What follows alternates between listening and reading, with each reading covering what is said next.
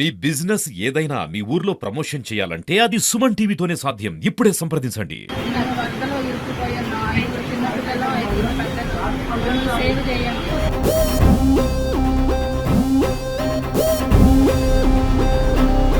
ఈ రోజున మేము ప్రాణాలతోని బయటపడ్డామంటే వైరం నుంచి గజ ఈతగాళ్ళని తీసుకొచ్చి మమ్మల్ని ప్రాణాలతోని బయటపడేసి పెద్దోళ్ళం ఏమైపోయినా చిన్నపిల్లలన్నా కాపాడండి అని వాళ్ళు బతుకుంటే చాలు. వాళ్ళు ఏమీ అనుభవించలేదు. వాళ్ళే గనక కాపాడకపోతే ఈ రోజున మేము ప్రాణాలతో ఉండేవాళ్ళం కాదండి. మా విజువల్స్ ఏదైతే ఉన్నాయో అంతా మీ వాటర్ వచ్చేసాయి సడన్ గా అనుకోకుండా. పిల్లలు ఉన్నారు పక్కన, అంటే ఏం సర్దుకోవాలి ఏం తీసుకోవాలో తెలియదు. అంటే అసలు అంత సిచ్యువేషన్ లో మాకే చూసే వాళ్ళకి ఎంతో దయనీయంగా బాధగా అనిపించింది. అంటే మీకు ఆ సిచ్యువేషన్ లో హడావుడిగా ఎలా అనిపించింది? అట్లా మేము పిల్లల్ని పెట్టుకొని చాలా ప్రాణ భయాలతోని మేము ప్రాణాలు అరిచేతిలో పెట్టుకొని పైకి వెళ్ళి కాపాడండి అని చెప్పేసి మేము ఎంతమంది అధికారులకు కాల్ చేసినా ఇదిగో వస్తున్నాం అని చెప్తున్నారు. కానీ ఎవ్వరూ స్పందించలేదు.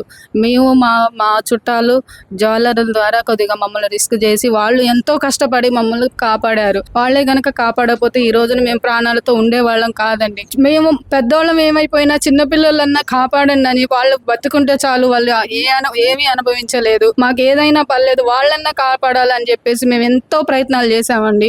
ఏ ప్రయత్నమూ ఫలించలేదు. ఇవి జాలర్లు మమ్మల్ని ఎంతో రిస్క్ చేసి మమ్మల్ని చాలా విధంగా కాపాడారు. మేము పెట్టిన వీడియో చూశారు, అన్నీ చూశారు. కానీ ఎవరు ఇదిగో వస్తున్నామమ్మా అదిగో వస్తున్నాం అంటున్నారే కానీ ఏదీ రావట్లేదు. కనీసం మంచినీళ్ళు లేవు, ఏమీ లేవు. 4 పిల్లలు హ్యాండిక్యాప్ బాబుని పెట్టుకోమని మేము అల్లాడిపోయినామండి ప్రాణ భయాలతోని. ఇక మేము బ్రతుకుతాం, మేము తెల్లారి రోజు చూస్తాం అనేసి మేము మేము అనుకోలేదు. ఇదే మా ఆఖరి రోజు అనేసి మేము ఆశలు కూడా వదిలేసుకున్నామండి. ఎన్ని గంటలు సుమారు గంట పైకి ఎక్కారు? ఎన్ని గంటలు అక్కడే ఉండి మీరు? మార్నింగ్ 9 నుంచి ఈవినింగ్ 6 వరకు అక్కడే ఉన్నాం మేడం. ఈవినింగ్ 6 వరకు. ఈవినింగ్ 6 ఫుడ్ కానీ ఫుడ్ లేదు, వాటర్ లేదు, ఏమీ లేదు. అంటే ఎవరెవరు స్పందించారంటే చాలా మంది ఫోన్ కాల్స్ చేశా అన్నారు, పోస్టులు పెట్టారు, వీడియో రిలీజ్ చేశా అని చెప్పారు.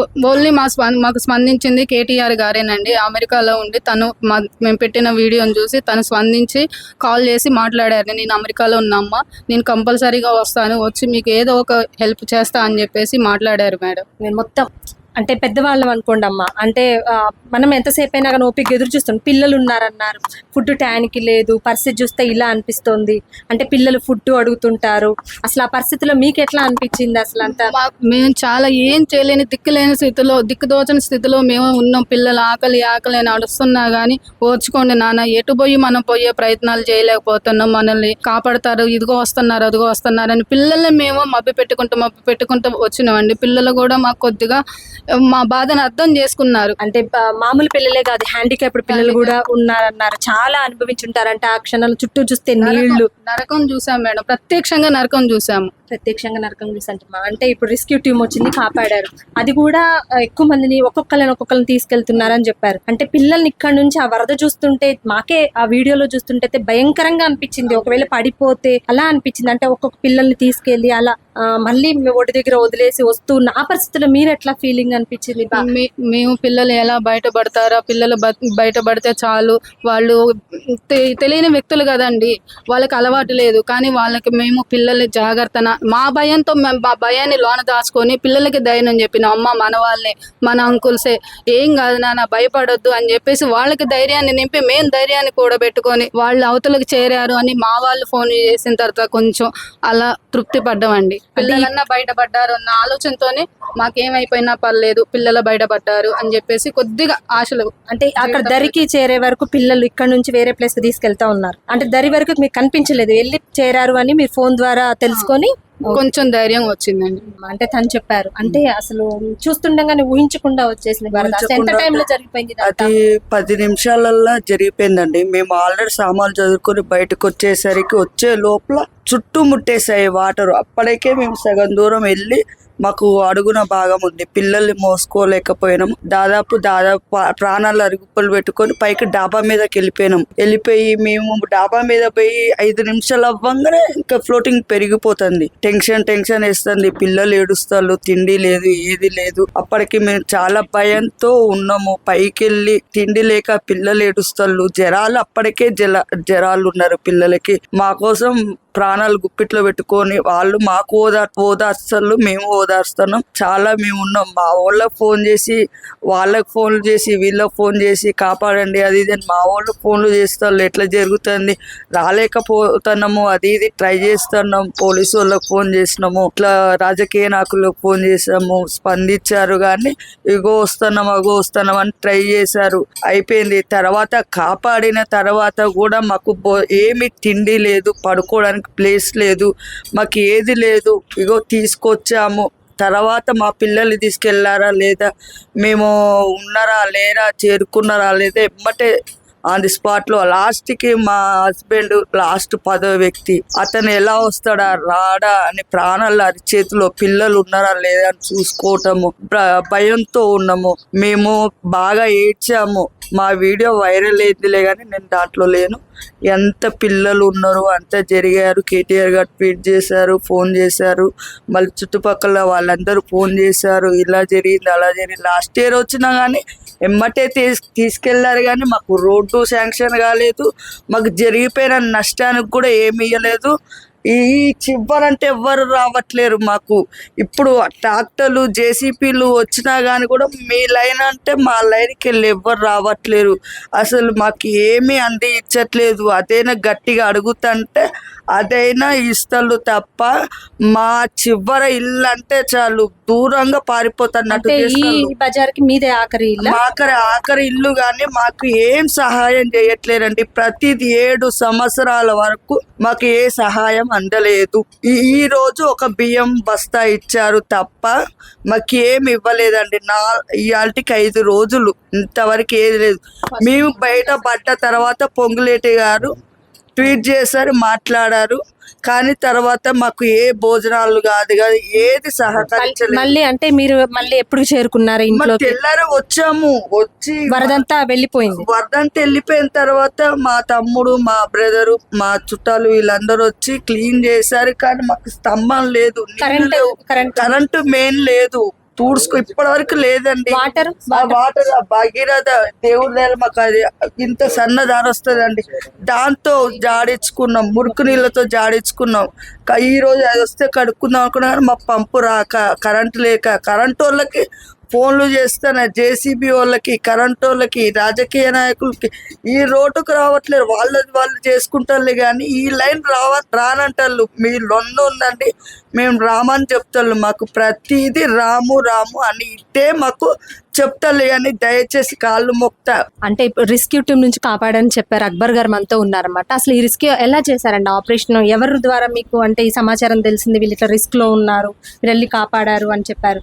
ఎలా తెలిసింది? మీరు ఎలా తెలుసుకున్నారు? నా పేరు అక్బర్ అండి. మేము వైరా ప్రాజెక్ట్ మత్స్యకారులు. అయితే ఇక్కడ వీరు ఒక 10 మంది దాకా ఈ డాబా మీద ఉండి ఇరుక్కుపోయి ఆర్తనాదాలు చేస్తున్నారని చెప్పేసి వారి కుటుంబ సభ్యులైనటువంటి వైరా రిపోర్టర్ ఐన్యూస్ రవీంద్ర గారికి, రత్నాకర్ గారికి వాళ్ళు ఫోన్ ద్వారా తెలియజేయడం జరిగింది. తెలియజేసిన వెంబటే వాళ్ళు కూడా మాకు మిత్రులు కావడంతో వెంటనే మాకు ఫోన్ చేసి మమ్మల్ని ఇక్కడ తీసుకొని రావడం జరిగింది. ఇక్కడ తీసుకొని వచ్చిన తర్వాత మధ్యాహ్నం మేము 2 గంటల ప్రాంతంలో ఇక్కడికి వస్తే ఈ బ్రిడ్జి మీద కనీసం పోలీసు వాళ్ళు మమ్మల్ని ఇక్కడికి రావడానికి కూడా పంపించుకోకుండా వాళ్ళు చాలాసేపు అక్కడే నిలబెట్టారు. అంటే మీరు ఇట్లా రెస్క్యూ చేయడానికి వచ్చారని చెప్పలేదా?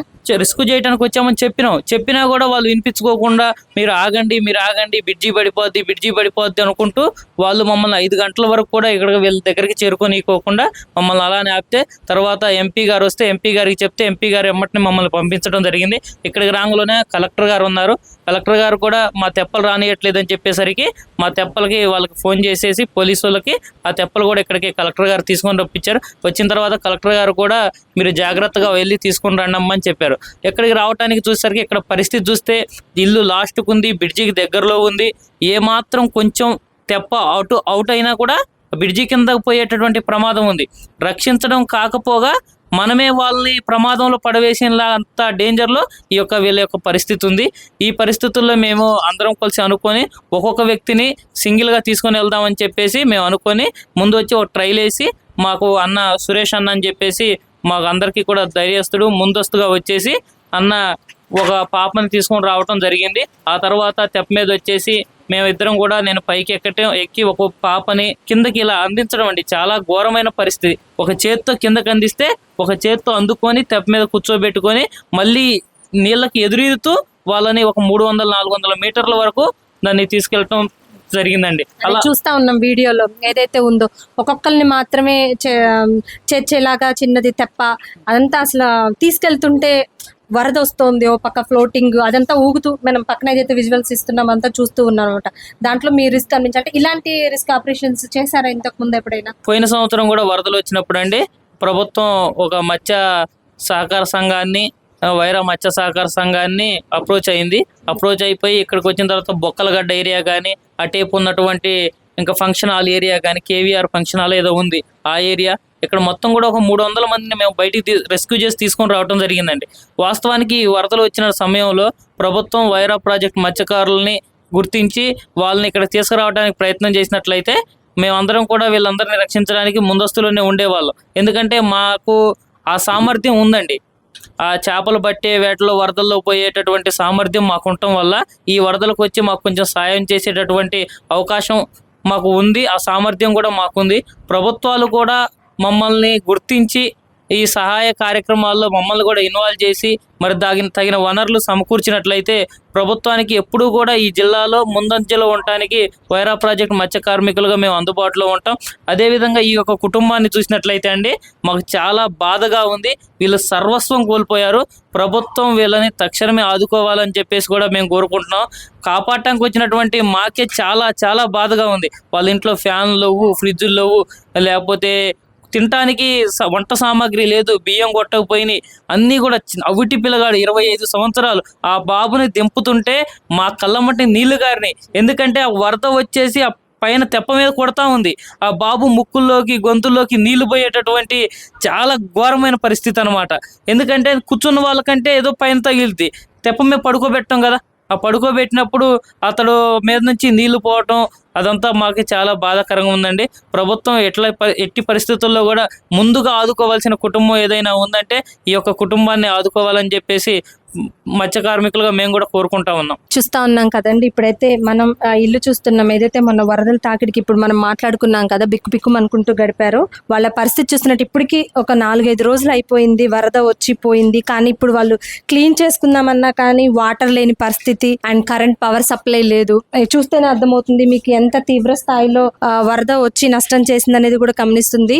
ఏదైతే మొత్తం పైన చూస్తుంటే మీరు గమనించినట్టయితే చూడండి, పైన రూఫ్ సీలింగ్ ఏదైతే ఉందో దాంట్లో కూడా చెత్త వెళ్ళి చేరిందంటే మొత్తం వరద అక్కడ వరకు వెళ్ళి వాళ్ళు అందుకోసమే ఫస్ట్ ఫ్లోర్ కూడా వెళ్ళి బిక్మంటూ అక్కడే ఉండి భయంతో ఏం చేయాలో తెలియక అందరికీ ఫోన్ చేస్తూ మమ్మల్ని కాపాడండి అండి ఆర్తనాదాలు చేస్తూ ఉన్నారు. ఇక్కడైతే చూస్తున్నట్టయితే మొత్తం ఫ్యాన్ దగ్గర మొత్తం ఊడిపోయింది చూసారా, మొత్తం అదంతా సీలింగ్ అంతా ఊడిపోయింది. అది వరద తాకిడికి మొత్తం ఫ్లోటింగ్ వల్ల అదంతా ఊడిన పరిస్థితి చూస్తున్నాం. ఇదైతే హాల్లో పరిస్థితి ఇలా ఉంది. ఇదంతా చూస్తే మొత్తం ఇలా లోపల వాళ్ళు బయట మళ్ళీ వర్షం ఇదంతా క్లీన్ చేసుకొని దండాలు కట్టుకుని బట్టలంతా ఆరేసుకున్న పరిస్థితి చూస్తా ఉన్నాం అన్నమాట. ఇక్కడ ఫుడ్ కానీ ఏదైనా ఇంకా సప్లై కూడా సరిగ్గా లేదని చెప్తున్నారు. ఇప్పుడే వచ్చి ఇస్తున్నారు అని చెప్తున్నారు. ఇంత సామాన్ అంతా ఒక్క దగ్గరికి కుప్పలాగా వచ్చేసాయి. చూస్తుంటే నాకే ఎంతో కడుపు తరుక్కుపోతుంది అనమాట. అంటే మళ్ళీ వాళ్ళు ఎప్పుడు ఇవంతా మళ్ళీ ఒక స్థాయికి చేరి ఇదంతా ఎప్పుడు రికవర్ చేసుకుంటారా అని అనిపిస్తూ ఉంది చూస్తూ ఉంటే. ఇదంతా చూస్తుంటే గుమ్మాలు కూడా కొట్టుకొని ఇదంతా మొత్తం గోడ ఏదైతే పొండి ఏదైతే ఉంటుందో చుట్టూ మనం కట్టుకునే ప్రహరీ గోడ మొత్తం కూలిపోయింది. ఇక్కడే కాదు ఆ చుట్టుపక్కల విజువల్స్ కూడా చూస్తూ ఉన్నాం. మొత్తం అంతా ఈ వరద తాకిడికి మొత్తం గోడలన్నీ కూలిపోయి కొట్టుకొని ఎక్కడెక్కడి నుంచో మొత్తం కొట్టుకొచ్చిన పరిస్థితి కూడా కనిపిస్తున్నాం. ప్రతి ఒక్కళ్ళ పరిస్థితి ఎదురుగా గోడ మొత్తం చూసారు, దాని పరిస్థితి అయితే దారుణంగా మొత్తం నెర్ర కొట్టేసి మొత్తం సగం కూడా కూలిపోయింది. అంటే ఇంకొకసారి ఫ్లోటింగ్ వస్తే మాత్రం ఆ బిల్డింగ్ కూలిపోయే పరిస్థితి అనిపిస్తుంది. వాళ్ళ సామాన్లు అవన్నీ చూస్తా ఉన్నాం, బట్టలన్నీ బయట వేసి మొత్తం బురదలో కొట్టుకొని వెళ్ళిపోయాయి. అవన్నీ వాళ్ళు శుభ్రపరచుకోవడం అదే మేము జరిగిన దగ్గర నుంచి అంతా సోఫాలు ఇంట్లో సామాన్లన్నీ బయటేసి వాళ్ళంతా శుభ్రపరచుకొని మళ్ళీ ఇంట్లో చదువుకుంటున్న పరిస్థితి అయితే చూస్తూ ఉన్నాము. అగ్గుతున్నట్టున్న ఈ కార్నర్ ఇవన్నీ గమనిస్తూ ఉంటే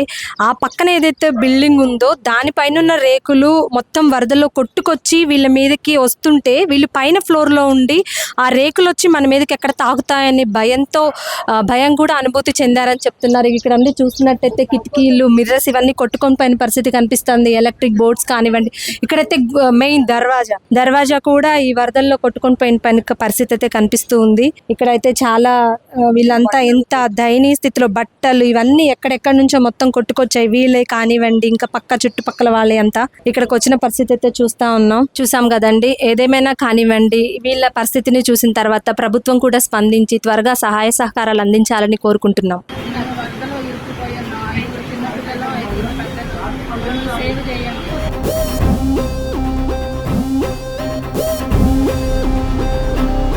ఈ రోజుని మేము ప్రాణాలతోని బయటపడ్డామంటే వైరం నుంచి గజ ఈతగాళ్ళని తీసుకొచ్చి మమ్మల్ని ప్రాణాలతోని బయటపడేసి